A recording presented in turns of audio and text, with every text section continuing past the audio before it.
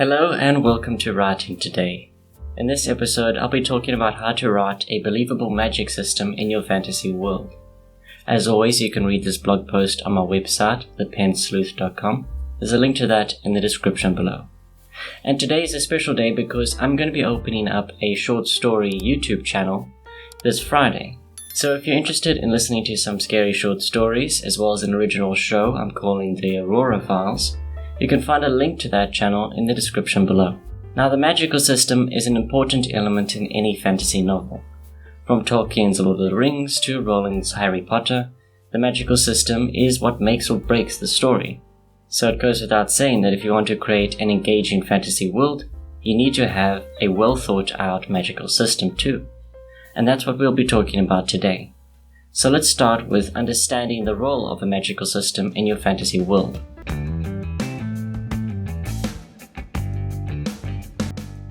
Magic is an integral part of many fantasy worlds, providing a sense of wonder and awe that captivates readers. However, to create a believable and engaging magic system, it is essential to understand the role of magic in your world. So let's define that a bit further by establishing some limitations and rules for its use. Firstly, it's important to define what magic means in your world. Is it rare and a mysterious force that only a few can use?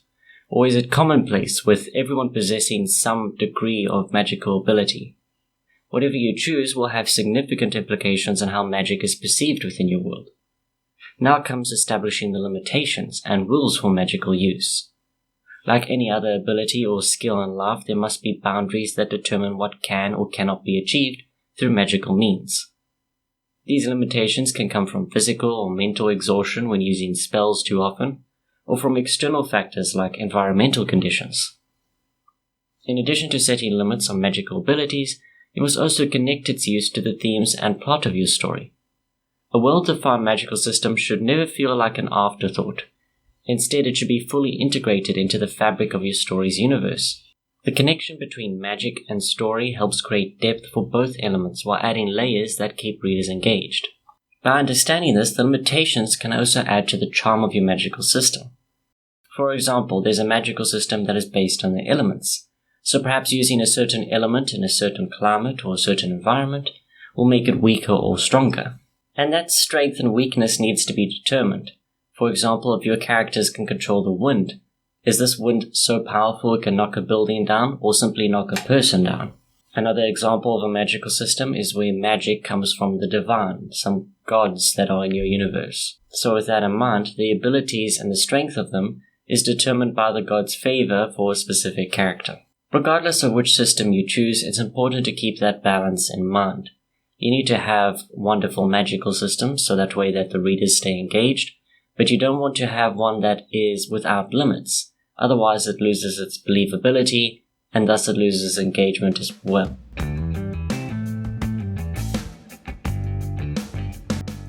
In the world of fantasy storytelling, magic systems are often the backbone of compelling narrative.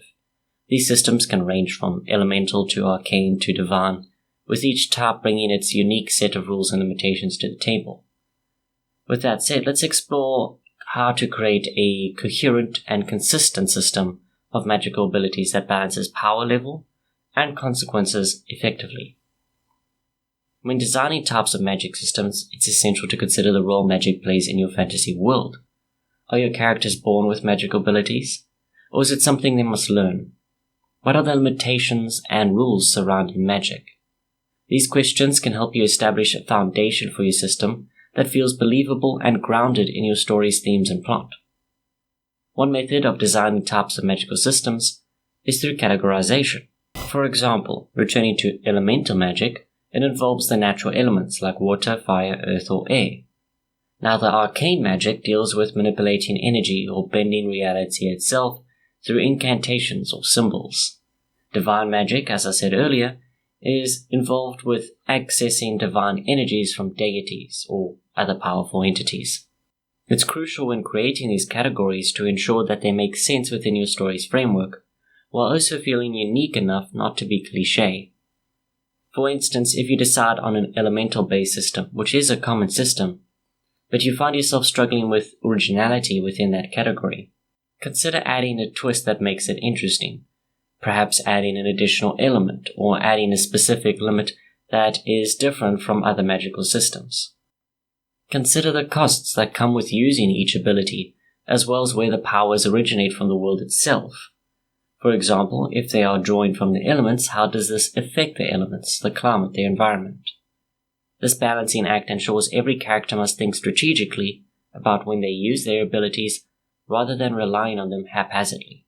Another essential aspect of building magical worlds is considering the cultural and societal impact of magic. How does the magic affect different cultures' beliefs, social structures, and power dynamics? Does it bring out discrimination or fear in some groups while others view it as a gift? The possibilities are endless here, but it's very important to consider this because you want to make sure that your magic fits the world system. If it fits the world system, that means other characters and the average side characters and extras will understand its place in the world. They'll understand its power. And it will definitely affect society in some way. Perhaps magically gifted people end up in higher positions of power, or perhaps they are shunned by more average people, and more average people outnumber the magical people, so it's a sort of conflict situation. This definitely comes into play when you consider the main characters as well. Perhaps magic is what drives them. It could be the driving force of the entire story, not just that character.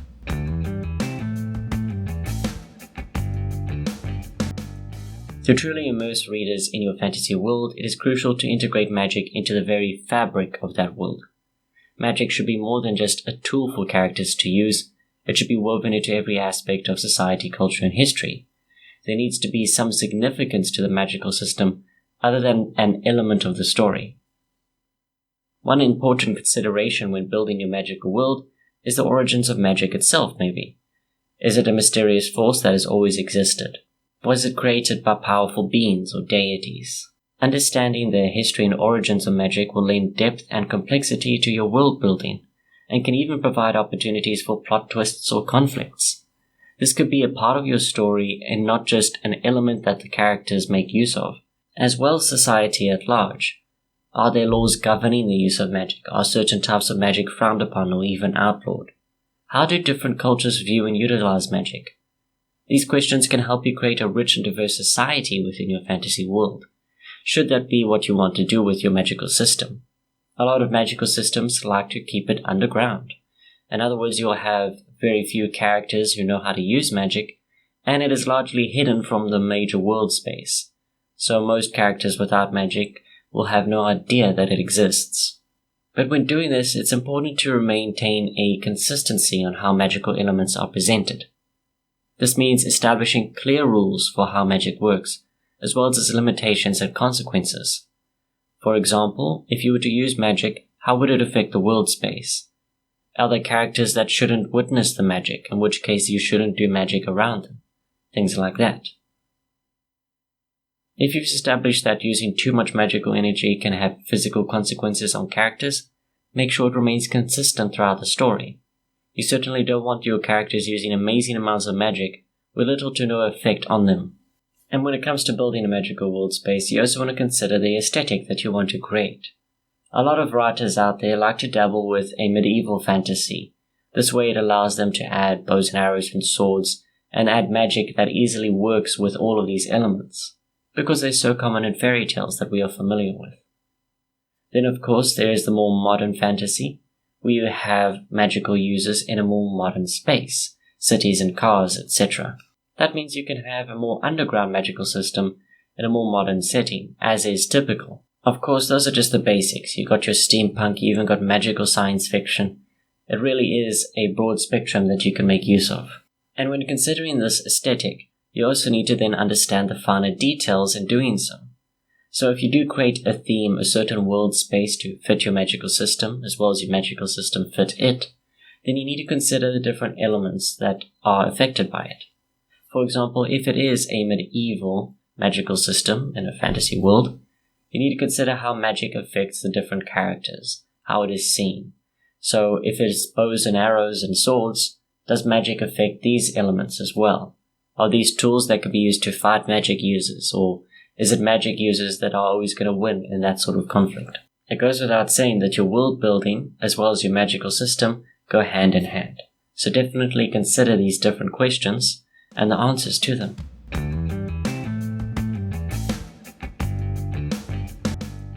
Now, in any good fantasy story, the characters are just as important as the world they inhabit. When it comes to magical systems, this is no exception. Creating diverse and compelling characters with unique magical abilities can be one of the most exciting parts of magic and world building. Let's explore how to develop these characters in a way that feels natural and engaging. The first step in creating magical characters is to decide what types of magic exist in your world space, and then decide how these characters can learn these abilities, or are they simply born with them. Perhaps there is a divine magic granted by gods and goddesses, in which case they are simply chosen. Once you have established the type of magic available, you can start designing your character's abilities. It's important to make sure that each character's powers are unique and fit their personality and role in the story. For example, if your protagonist is a rebellious thief, they might have powers that accentuate their sneakiness, like invisibility, or they can open locks with a touch. Alternatively, if you're creating a villainous character who seeks ultimate power, they may have more destructive abilities like mind control or massive energy blasts. When designing these magical characters, it's also important not to rely too heavily on their powers as a crutch for their personality traits. You still want to create a well-fleshed-out character without magic that will develop over the course of the story. Use the abilities then as an opportunity to explore the character's motivations and conflicts fully, rather than simply it being the entire personality of that character. If it's a system where only certain people can have magic, consider how it might affect your protagonist's relationships with other non-magical characters in their world. How do people react when they discover someone has supernatural powers? How does it affect their relationship afterwards? Does it even take it to a grander scale? Does it affect the world itself? Furthermore, using magic as a driving force for character development can add depth and complexity to your storylines as well. For example, your character could start out as a nobody until magic is introduced to them, and suddenly a whole new world opens up to them, and this can be a driving force for your entire story. You don't need to look too far in fiction to find a character who believes they are normal for most of their life, until they discover they have magical abilities, or they are the son and daughter of a special god, and they need to go to a special hidden school to learn how to hone their abilities. These magical abilities can obviously create interesting storylines, and there are many tropes out there which are being reused. So you can simply look at other writers, for example, and see how they develop their magical system. Looking at other writers is not a bad way to figure out most of your magical system. Seeing as everything has been written before, there's no harm in taking inspiration from another author and simply changing it in a way that fits you. After all, you want to tell the story that you want to tell with your characters. So making use of broader elements such as a certain character or perhaps a certain magical system or world space isn't a bad thing. For example, one of the most famous magical figures is Merlin, and how often does Merlin get mentioned or appear in fantasy novels? The same goes with the magical system. How often are wands and magical staffs used?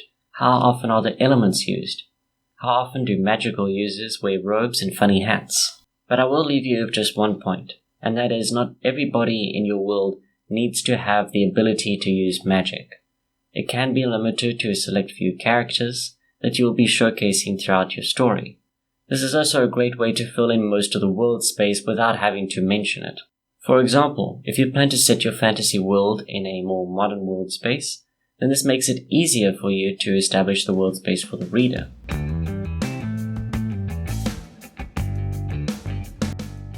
The key to writing effective magic scenes is to make them vivid and sensory. You want readers to feel like they're right there in the middle of the action, experiencing the magical elements firsthand. To do this, you need to use descriptive language that appeals to all five senses. So, start by setting the scene. Describe the environment which your characters are using their magical abilities. Is it a dark forest, an ancient temple filled with mysterious artifacts, a bustling city marketplace with noise? Use sensory imagery to bring these settings alive for readers. Next, describe what your characters are doing with their magic. Are they conjuring fireballs or summoning creatures from another realm? Are they using illusions or manipulating the elements like air and water? Whatever these abilities may be, make sure you describe them in detail so readers can visualize them clearly. So if they are throwing fireballs around, describe the heat, the intensity, the effect it has on the environment. And don't forget about tension. It's one of the most important elements in any good scene, especially a fight scene, regardless of whether it involves magic or not. Just because something fantastical is happening doesn't mean that it shouldn't have stakes involved. Think about what's at stake for your characters. Are they fighting for their lives? Are they trying to save someone else from danger? Are they competing against each other in a high-stakes duel? Using these stakes will help you build tension throughout your scene. It will make sure that readers stay invested and worry about what happens next. Another way to build the tension is to include twists. For example, the character that they might be fighting is a lot more powerful than they expected, or they're using a foreign magic that is a lot darker and scarier than expected. Predictability can often kill the excitement, the suspense, the tension in almost any story, no matter what it is about. So simply adding some unexpected twists here and there, or events, or introducing a character out of nowhere, is a great way to keep the tension going. And it should be said that if you're working with a magical system, you don't want to overuse it.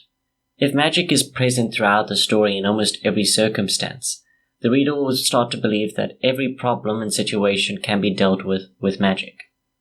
But that simply isn't the case in an exciting story. If every problem is solved with magic without too much effort, then all of a sudden the tension is gone again, because now you have broken the suspension of disbelief. If you keep all of these factors in mind, you should have no problem creating an engaging scene for your readers. Whether it be an epic battle with many characters fighting each other, or a slow scene between two characters who are simply building their relationship, you need to make sure that you use magic effectively in each of these scenes.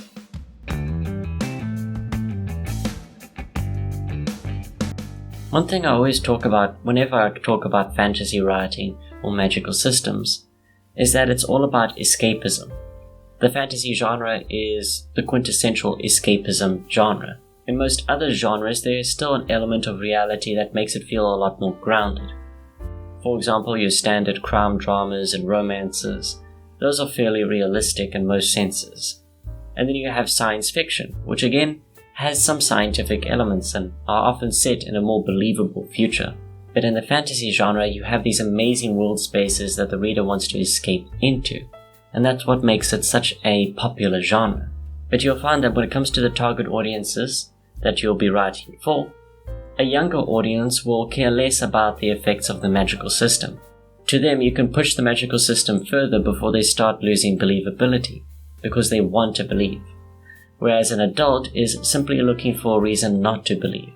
That's why limits are so important to put in place, because if you are writing for an older audience, you'll find that they'll look for any reason to believe why the story doesn't work considering the magical system you've included. So that's one tip I'll definitely leave you with. Be sure to consider your target audience when designing your magical system. If you are writing for a younger audience, you don't have to worry about making too many mistakes. But when it comes to writing for an older audience, it is like writing a mystery novel. The reader is always looking for a clue, a hint, in order to solve the mystery for themselves. But when it comes to fantasy, the adult is simply looking for a reason to bring the magical system down, or to devalue the plot because of that magical system. You certainly don't want to leave these magical plot holes around, especially if you have an older target audience. And that brings us to the end of this video. As I said at the start of this video, I'm starting a scary story channel called The Aurora Files, where I have an original show that you can watch called The Aurora Files, and I'll have 8 episodes up on Friday, as well as standalone short stories that you can listen to as well. There's a link to the description for that.